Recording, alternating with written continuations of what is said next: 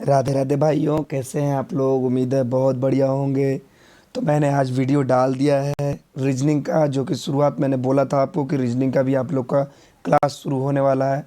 और ये जो है मैथ का पार्ट नंबर 29 है, जो कि आप लोग देख लीजिए। यहाँ पे मैथ का पार्ट नंबर 29 है। और ध्यान से देखिएगा, कोई भी दिक्कत हो हमें बताइएगा। जितने भी कमज़ोर छात्र हैं एक बार देखिए। जब जब तक जितने भी कमज़ोर छात्र हैं एक बार आइएगा तो ज़रूर कहिएगा कि ये वीडियो देखने के बाद आपको ऐसा नहीं होगा कि मैथ में आपको कभी भी कोई फंसने की ज़रूरत पड़ेगी।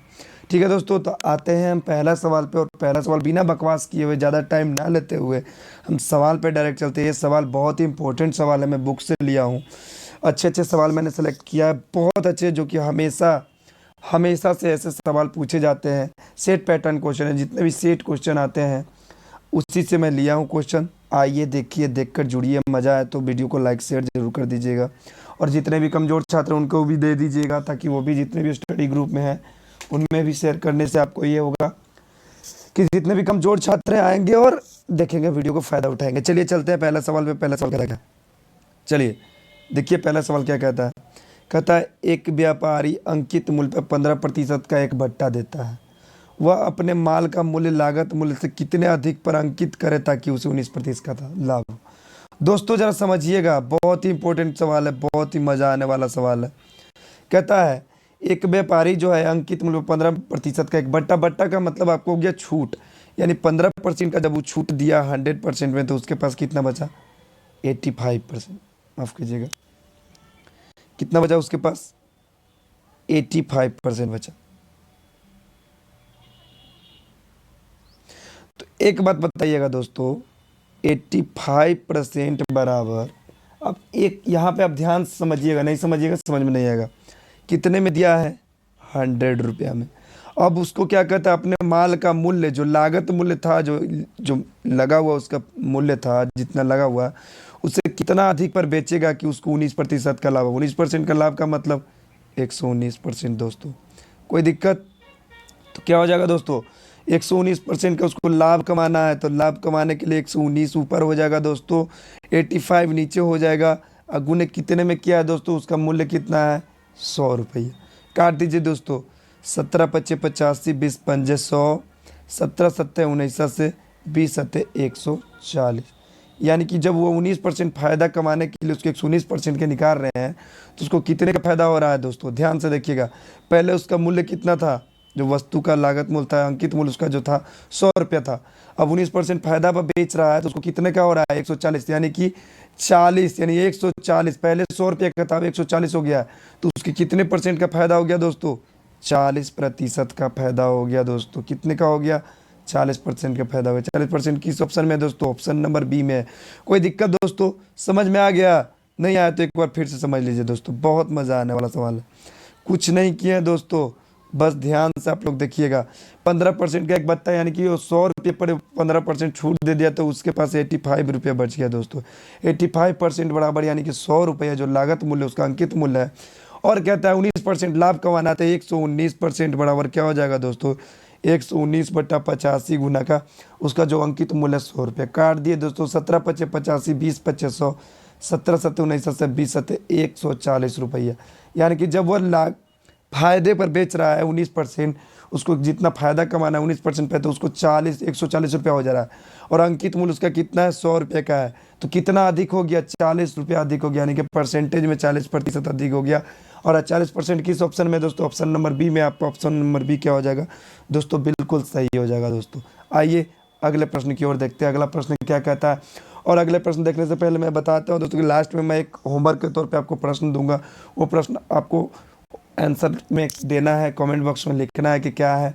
चलिए आगे बढ़ते हैं। और आगे बढ़ने से पहले देखते हैं, अगर वीडियो अच्छा लगता है तो दोस्तों के बीच में जितने स्टडी ग्रुप है उसमें शेयर कर दीजिए, ताकि जितने भी कमजोर छात्र हैं उसका फायदा उठा सके। चलिए अगला सवाल पढ़ते हैं। अगला सवाल क्या कहता है दोस्तों? बहुत ही मजेदार सवाल है। कहता है 500 रुपया पर 40% के एक बट्टे, यानी 40% का छूट दोस्तों, तथा उतनी ही धनराशि पर 30% तथा 10% के दो क्रमवार बट्टों की धनराशियों का अंतर क्या हो। दोस्तों समझिएगा, पहले कॉन्सेप्ट समझिए, सवाल का कॉन्सेप्ट समझिएगा, तुरंत आपको सवाल बन जाएगा, बिना कलम उठाए बन जाएगा। देखिएगा, चलिए आगे बढ़ते हैं। कहता है 500 रुपये पर 40% का एक छूट दिया, तो उसके पास कितना बचा दोस्तों? 60% बचा। समझ रहे हैं दोस्तों? समझिएगा, कैलकुलेशन करिए। 2 0 पंजे 300, कितना आ गया दोस्तों? 300 आ गया। कितना आ गया? 300 आ गया। अब एक बात का ध्यान रखिए, ये तो आ गया पहला छूट 300 का, जो 1/, जो 500 रुपये पर दिया था। अब कहता है उतनी ही धनराशि, उतनी ही धनराशि आपको क्या कह रहा है? 30%, यानी उतनी, यानी कितना? 500 पे 30% और 10%। 30% का मतलब 70/100 गुने 10% का छूट के मतलब 90/100। ठीक है, छूट देता है तो धनराशियों का अंतर क्या कह रहा है? इन दोनों का अंतर 2 0 से 2 0, 1 0 ये 1 0 1 0 1, 9 से 63, 63 5 जो गुना कर लीजिए दोस्तों, कितना होता है? 63 5 5 15 6 5 30 31, कितना आ गया? 315। पहला छूट कितना था? 300, दूसरा छूट 315, दोनों का अंतर कितना हो जाएगा दोस्तों? 315 में से 300 घटा दीजिए, आ जाएगा कितना? 15 रुपया दोस्तों। बताइए 15 रुपया किस ऑप्शन में है दोस्तों? ऑप्शन नंबर ए में। बताइए पेन उठाने की जरूरत पड़ी दोस्तों? पेन उठाने की जरूरत पड़ा? जी नहीं दोस्तों, ये खास करके आर्मी वालों के लिए भी है। ये किताब से मैं, ये जो बुक है राम सिंह यादव से भी ये क्वेश्चन मैं लिया हुआ हूँ, जो बुक आता है। बहुत सारे राकेश यादव के क्वेश्चन से भी लिया हूँ। मतलब जितने भी बुक से अच्छे अच्छे सवाल है, उसमें से 4 क्वेश्चन जो मैं सिलेक्ट किया हूँ, बहुत ही मज़ेदार क्वेश्चन है। आइए देखिए, एक बार जुड़िए, मज़ा आता है तो वीडियो को लाइक कीजिए और जितने भी स्टडी ग्रुप है उसमें शेयर कर दीजिए। आइए अगले सवाल जो देखते हैं, अगला सवाल क्या कहता है। चलिए, रेशियो प्रोपोर्शन से, अनुपात समानुपात से कहता है ए अनुपाते बी बराबर 3:2, बी अनुपाते सी बराबर 3:4, तो ए अनुपाते सी बराबर क्या हो? कुछ नहीं करना दोस्तों, सबसे पहले ए अनुपाते बी अनुपाते कितना सी है, कितना दुआ? ए अनुपाते बी बराबर 3:2। अब बी अनुपाते सी बराबर कितना कहता है? 3:4। बस गुना कर लीजिए, आंसर आ जाएगा। 4 दूना के 8, 3 दूना 6, 3 तिहाई 9, 9:, यानी कि ए अनुपाते बी अनुपाते सी बराबर आ गया आपका 9:6:8। समझिएगा दोस्तों, पूछ क्या रहा है? ए अनुपाते सी बराबर क्या हुआ था? ए कौन है? ये वाला और ये वाला। तो ये वाला ए कितना है? 9, और सी कितना है? 8। तो ए अनुपाते सी बराबर कितना आ गया? 9:8। बताइएगा दोस्तों, कहीं से कोई तकलीफ है? 9:8 किस ऑप्शन में? ऑप्शन नंबर डी में है दोस्तों। ऑप्शन नंबर डी आपका क्या हो जाएगा दोस्तों? बिल्कुल सही हो जाएगा। कंफ्यूज नहीं होना है दोस्तों। चलिए आगे बढ़ते हैं। अगर सवाल समझ में आ रहा है तो अपने दोस्तों को ज़रूर बताएं दोस्तों, चैनल से जुड़िए। ठीक है, आगे बढ़ते हैं। अगला सवाल है, अगला सवाल बहुत ही मज़ेदार क्वेश्चन है। देखिए, इस प्रकार का सवाल आपको लगता हो कि बहुत हार्ड होता है, लेकिन ये हार्ड होता नहीं है दोस्तों, बस देखते ही बनता है। चंद सेकंडों में क्वेश्चन बनने वाला है दोस्तों। चलिए सवाल पर चलते हैं दोस्तों। सवाल क्या कहता है? कहता है ए बी तथा सी किसी व्यापार में साझेदार बने। मतलब साझेदार का मतलब पार्टनरशिप, पार्टनरशिप के मतलब कि तीनों साथ मिलकर कर रहे हैं दोस्तों। ए को कुल लाभ का 3/5 प्राप्त हुआ, शेष लाभ को बी तथा सी ने परस्पर बराबर बराबर बांट लिया दोस्तों। क्या कर लिया? बांट लिया। अब क्या कहता है? सी को ए से 400 रुपया कम लाभांश प्राप्त हुआ, तो कुल लाभ क्या हुआ? कुल लाभ क्या होगा? इस प्रकार का अगर जब भी सवाल आए दोस्तों, जब भी, तो आपको सीधा एकदम सिंपल सा एक मेथड है, ये है गो थ्रू ऑप्शन। क्या है? Go through option. ऑप्शन में देखिए मैं टिक मार दिया हूँ, जो मैंने सोल्व किया था वो टिक मारा हुआ है। Option number C. डायरेक्ट चलते हैं, जो कि ज़्यादा प्रश्न नहीं बनाते, पहले एक ऑप्शन देते उसके बाद आपको ये बनाकर दिखाते हैं। ऑप्शन नंबर ए दोस्तों 1600 है। 1600 लेते हैं, जो 1600 गुने क्या कहता है? मान लिया जाए तीनों का साझेदार व्यापार में कितना है? 1600 रुपया है। एक को कुल लाभ का, यानी कुल लाभ 1600 रुपया है, 1600 का 3/5 भाग गुना कर दीजिए दोस्तों। 5 × 15 1 5 × 10 320 बार में, 320 में 3 से गुना कीजिए दोस्तों, कितना आता है? 0 32 96 960 रुपया। शेष कितना बचा दोस्तों? 1600 में से 960 माइनस कीजिए दोस्तों, कितना आया? 6 760 रुपया शेष बचा दोस्तों। शेष बचा कितना? 760 रुपया। अब क्या कहता है? शेष लाभ को, जो शेष बचा, शेष लाभ तो ये बचा 960 रुपया, किसको पड़ा? ए का हिस्सा कितना? 960 रुपया। शेष लाभ 760 रुपये के बी तथा सी ने परस्पर बराबर बांट लिया। बराबर बराबर भाग में, तो इसको 2 भाग में बांट दीजिए दोस्तों, एकदम बराबर बराबर। कितना होता है 38 दूनी 76, 380 रुपया। बताइए दोस्तों, अब क्या कहता है, यदि सी को ए से 400 रुपये कम मिला, ए कितना है 760 और सी को कितना मिला है 380 रुपया, तो 760 में 380 घटाइएगा तो बताइए दोस्तों 400 रुपया हो रहा है? नहीं हो रहा है। क्या हो रहा है? नहीं हो रहा है दोस्तों। 16 में से 8 गया, 8 6 में से 3 गया, 380 रुपया और यानी कि 20 रुपये कम हो रहा है। यानी कि ऑप्शन नंबर ए आपका क्या हो गया? गलत हो गया दोस्तों। चलिए ऑप्शन नंबर बी लेते हैं दोस्तों। ऑप्शन नंबर बी क्या कहता है? ऑप्शन नंबर बी लेते हैं, ठीक है। ऑप्शन नंबर बी क्या कहता है दोस्तों?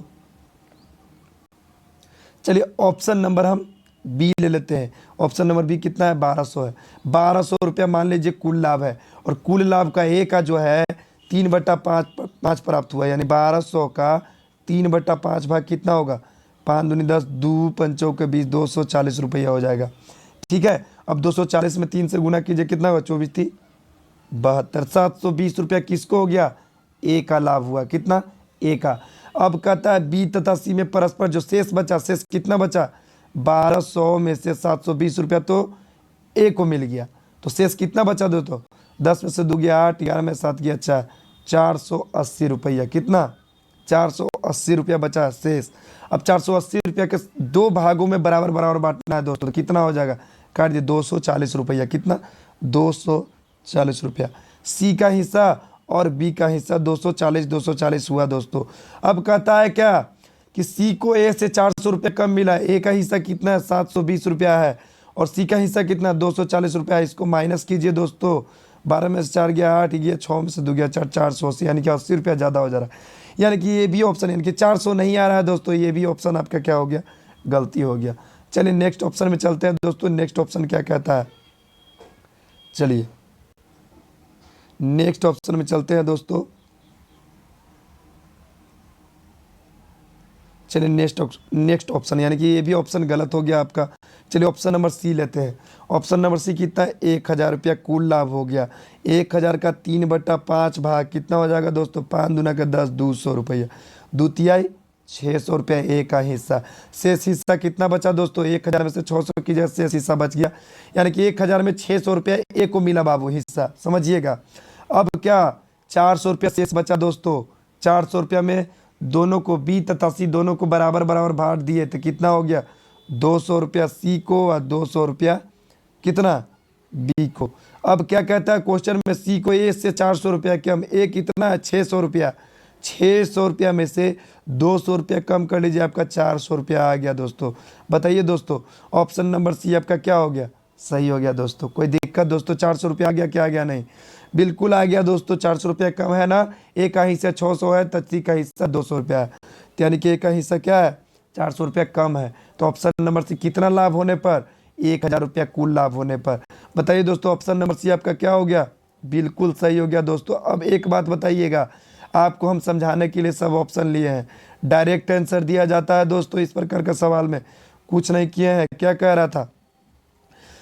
ए बी सी के साझेदारी बने, यानी कि मान लीजिए कुल लाभ जो 1000 रुपये का है, 1000 का 3/5 भाग निकाल दिए, आपको डायरेक्ट आंसर 200 रुपया, 2/3 600 रुपया, शेष बचा 400 रुपया। 400 में से बी और सी को दोनों बराबर बराबर भाग में बांटे, तो दोनों को 200 रुपया पड़ा। अब कहता सी को, यानी सी का 200 हिस्सा है, ए से 400 रुपये कम मिला है, ए को 600 मिला है, तो सी को 200 मिला, तो कितना कम हुआ दोस्तों? 400 रुपये कम हुआ। दोस्तों बताइए इस प्रकार का सवाल आपको कभी दिक्कत होगा? बिना पेन उठाए बन जाएगा, मैं बस समझाने के लिए आपको समय लिया हूँ। कोई दिक्कत दोस्तों? नहीं। चलिए अगले सवाल पर चलते हैं। अगले सवाल बताने से पहले मैं बता देता हूँ कि आप जितने भी छात्र हैं, कमज़ोर छात्र हैं, एक बार जुड़ जाइए, इतना मज़ा आने वाला है कि बताइए, जितना मज़ा आने वाला है उतना ही कम, बोलने से ज़्यादा आप लोग पढ़ने में मज़ा आएगा। चलिए अगला सवाल क्या कहता है, और अगला सवाल जो है ये होमवर्क के तौर पर है। ये सवाल मैंने आपको पिछले चैप्टर में 28 में, पार्ट 28 में बता दिया है। पार्ट 28 में आपको क्वेश्चन नंबर 2 का आंसर आपको मिल जाएगा दोस्तों, ठीक है। तो इसको कमेंट बॉक्स में आप बिना आंसर देखे हुए आपको कमेंट बॉक्स में करना है कि इसका आंसर क्या होगा दोस्तों, ठीक है। चलिए दोस्तों मैं मिलता हूँ फिर से अगले वीडियो में इसी एनर्जी के साथ। धन्यवाद दोस्तों।